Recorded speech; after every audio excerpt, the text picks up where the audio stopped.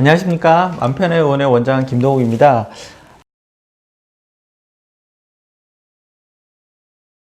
오늘은 강박증에 대해서 좀 알아보도록 하겠습니다.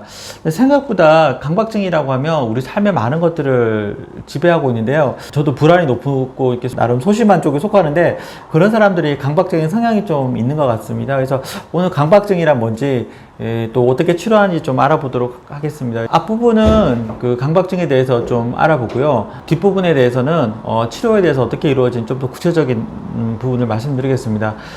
강박증 같은 경우에 저희 외래에서도 그렇게 찾아보기 어렵진 않습니다. 최근에 20대 여자 환자분 같은 경우에는 상당히 수줍어 하시면서 이제 조금 우울해져서 왔다고 얘기를 하시더라고요. 저는 이게 어떻게 치료해야 되나 이제 고민을 좀 하고 있었는데, 얘기를 하다 보니까 갑자기 그분이 이제 손이 조금 꺼내놓는 부분이 있었습니다. 손에 약간 끝에 껍질이 벗겨졌고요. 전반적으로 빨갛게 되어 있는 부분이 있었습니다. 그래서 그 손을 보고, 이 손 씻느라고 많이 힘드셨냐고 이렇게 물어보니까 갑자기 이제 울면서 자기가 사실은 온 이유가 자기 손이 더럽다는 그 불편감 때문에 계속 손을 씻게 되는데, 그분 같은 경우에는 그 딱딱한 비누를 하루에 한 개씩 쓰고 있다고 얘기를 합니다. 그래서 온몸을 씻고 손을 수십 번 씻고 나서야 이제 밖에 나올 수 있다고 얘기를 해서 정말 이제 삶에 너무 힘들고 우울하다고 얘기를 하셨습니다. 저희가 볼 때는 이제 그냥 일상적인 그냥 강박적이다 이렇게 생각을 하지만, 실제로 강박증이 심한 분들 같은 경우에는 정말 그렇게 삶에 있어서 많은 부분들에서 불편해하시고 힘들어하는 부분들이 있다는 사실이 정말 힘드실까 하는 생각을 좀 하게 됩니다. 강박증이라고 하면 이게 본인의 의지와는 상관없이 불안하고 무서운 생각들이 떠오르게 되고, 그리고 이제 그런 생각들을 잠재우기 위해서 어떤 행동들을 할 때 저희가 임상적으로 진단을 하게 됩니다. 보통은 이제 불안이 높을 때 강박적인 사고가 멈춰질 때 그걸 멈추려고 하는 부분들을 우리가 의식 리추얼이라고 하는데요. 아마 그런 부분들이 누구에게나 있는 경우도 있을 것 같습니다.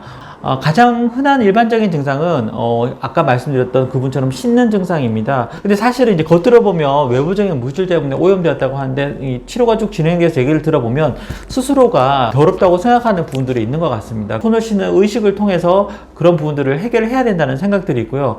그리고 이제 두 번째는 의심이 많은 행동입니다. 예를 들면 가스는 잠갔는지, 그리고 수도는 잠궜는지 이런 부분들 때문에 밖에 나가지 못하는 경우가 상당히 많은 증상 중에 하나고요. 또 어떤 경우가 어디냐면 정돈을 과도하게 해서 이렇게 어떤 선을 맞추지 않으면 견딜 수 없는 부분들이 있습니다. 그래서 어떤 경우 같은 경우에는 보도블록이라든지 금을 밟지 않기 위해서 피해가는 경우들도 있고, 어떤 규칙을 정해놓고 거기에 따라서 그걸 강박적으로 매달리게 될 때 우리가 또 진단을 할 수 있게 됩니다. 뾰족한 물건을 보면 해칠지도 모른다는 그런 두려움들을 느끼는 부분들도 속해 있고요. 그 물건을 버리지 못해서 집에 쌓아놓게 되는 부분들이 있습니다. 제가 강박증에 대해서 치료를 하게 되면서 이해를 하게 되는 부분 중에 하나가, 초등학생이나 이제 학교를 막 가게 되는 학생들 얘기를 쭉 듣다 보면 손을 씻게 되는 경우가 좀 많이 있는 것 같습니다. 그게 무슨 얘기냐면, 유치원에서 이제 초등학교로 가게 될 때 한 단계 더 이제 사회적으로 요구되는 수준이 높은 활동을 하게 될 때 긴장감이 올라가게 되고, 아이들이 그 부분에 상당히 부담스러워하게 되는데, 그때 일시적으로 강박적인 경향이 나타납니다. 그래서 차례 보면서 느끼게 되는 것이 강박 행위 자체가 문제가 아니라 그 불안이나 스스로 해결할 수 있는 문제나 스트레스가 있을 때 그것을 통제하는 방법 중에 하나가 아닐까 하는 생각을 하게 됩니다. 보통은 아까 말씀드렸던 초등학교 갔을 때 손을 씻거나 그런 것들이 나타날 경우에는 대부분 안정적인 애착을 하고 적절하게 격려를 해주면 대부분 지나가는 경우들이 많습니다.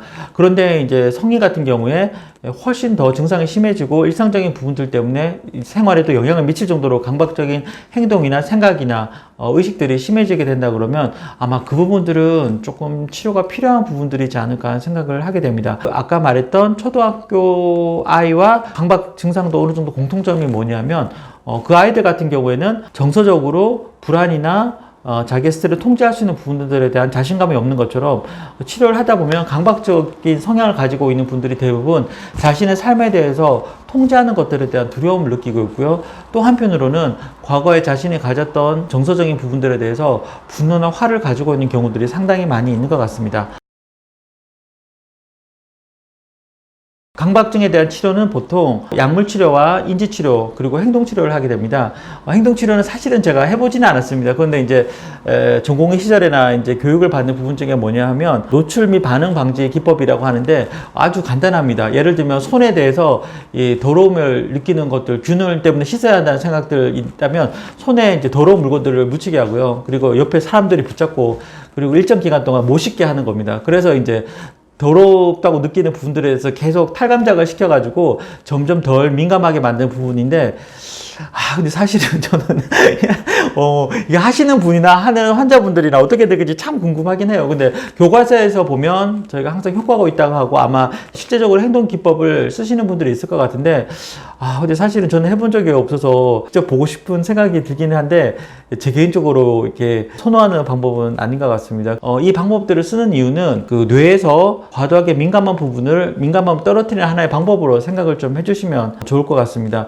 그리고 인지치료라는 것도 강박적인 부분들에 대해서 내가 얼마나 불안정한 충동에 휩싸여 있는지 좀 이해를 하게 되고 조금씩 그것들을 스스로를 조절하게 되는 어떤 그런 기법들을 실질적으로 찾아보고 또 숙제도 하면서 그런 것들을 해결해 나간 과정을 인지적인 치료 방법이라고 보시면 됩니다.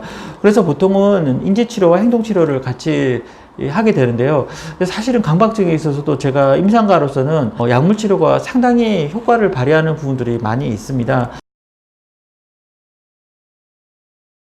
공황장애 편을 보셨던 분은 아시겠지만 공황장애 같은 경우에도 그 항우울제와 안정제를 통해서 치료를 한다고 되어 있는데 강박증 같은 경우에도 치료가 거의 비슷한 형태로 이루어지게 됩니다. 강박 증상이 있는 분들 또 확인하고 싶은 욕구나 이런 것들이 많을 때는 항우울제를 처방하게 되고 아마도 이제 다양한 형태의 약들을 처방하게 됩니다.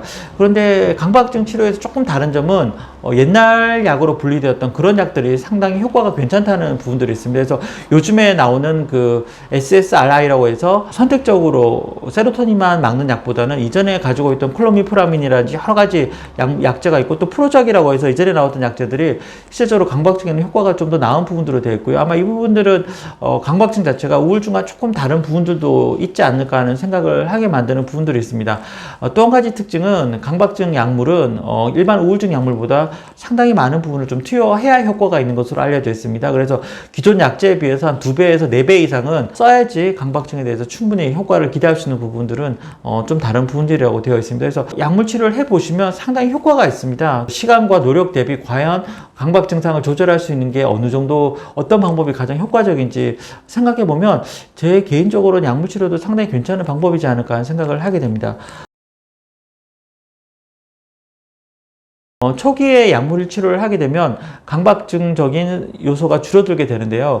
그런데 이제 어느 순간 지나게 되면 강박증보다 사실 더 중요한 게 마음속에 분노나 화가 더 중요하다는 사실을 깨닫게 됩니다. 그래서 강박증이 가지고 있는 가장 큰 고통스럽게 하는 부분들은 내가 그것들을 반복한다는 데 있는 게 아니라 사실은 뭔가 마음속에 분노나 화가 나 있는데 그것들을 억제하는 과정으로 강박증적인 행동들을 하는 부분들을 볼 수 있습니다. 그래서 처음에 계속 손을 씻고 싶은 생각이 있는 분들 같은 경우에 6개월 이상 치료가 된 다음에 좀 더 친밀감이 쌓인 다음에 얘기를 해보면 본인 생각은 누구를 죽이고 싶은 욕구가 있을 때 그런 욕구에 대한 죄책감을 달래는 방법으로 손을 씻었던 것 같다고.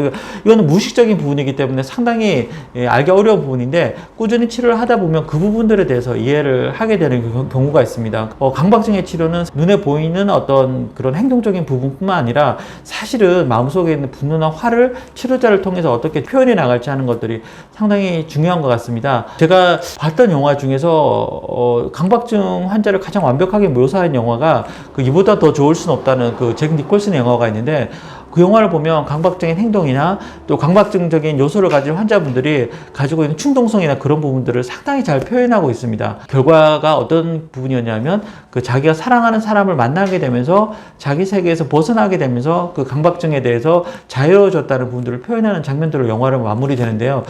저는 이제 그 영화가 어렸을 때 제가 봐서 어렸을 때 아니고 젊었을 때인가요? 어쨌든 봤을 때 참 잘 만든 영화라고 막연히 생각했는데 치료를 하다 보면 그 영화에서 보여주고자 했던 부분들이 단순히 증상 자체만 없애는 게 아니라 사람에 대한 분노나 좌절감에서 벗어나서 다른 사람들과 소통하는 부분들을 만들게 됐다는 것이 그 부분들을 정말 잘 표현했다 하지 않았나 생각을 하게 됩니다. 그래서 정신과 치료에서도 강박증이라고 하면 단순히 손을 씻는 행동을 멈춘다든지 물론 그것도 멈춰줍니다. 하지만 저희가 치료해 봤을 때는 사람들과 소통하고 어울리고 그리고 내 안에 있는 분노를 누군가에게 표현을 하고 그 부분에 조금씩 자유를 얻는 그런 것들이 치료에서 중요하지 않을까 하는 생각을 하게 됩니다. 강박증에 대한 치료가 짧은 시간에 이루어지기 힘든 이유 중에 하나가 단순히 증상만 있는 것이 아니라 성격적으로도 그렇고 여러 가지 면에 있어서 그 사람만이 가지고 있는 독특함과 개성이 있기 때문에 그 부분들을 이해해가면서 나간다는 것이 상당히 중요한 요소가 아닐까 하는 생각이 듭니다. 강박증이나 또한 여러 가지 정신과적 치료에 있어가지고 한 치료자 한 사람을 만나서 꾸준히 관계를 맺고 치료해 나가는 것이 상당히 좀 중요하지 않을까 하는 생각을 하게 됩니다. 저희 유튜브 채널을 지속적으로 보신다 그러면 아마도 그런 관계에서 스스로의 마음을 이해해 나가는 데도 도움이 되지 않을까 하는 생각을 하게 됩니다. 아마 그런 과정들을 통해서 저랑 만나고 또 소통해 나가는 그런 채널로 자리 잡았으면 하는 것이 저의 개인적인 바람이기도 합니다. 오늘은 강박증에 대해서 말씀드렸고요. 다음번에 또 더 좋은 주제로 찾아뵐 수 있도록 하면 좋겠습니다.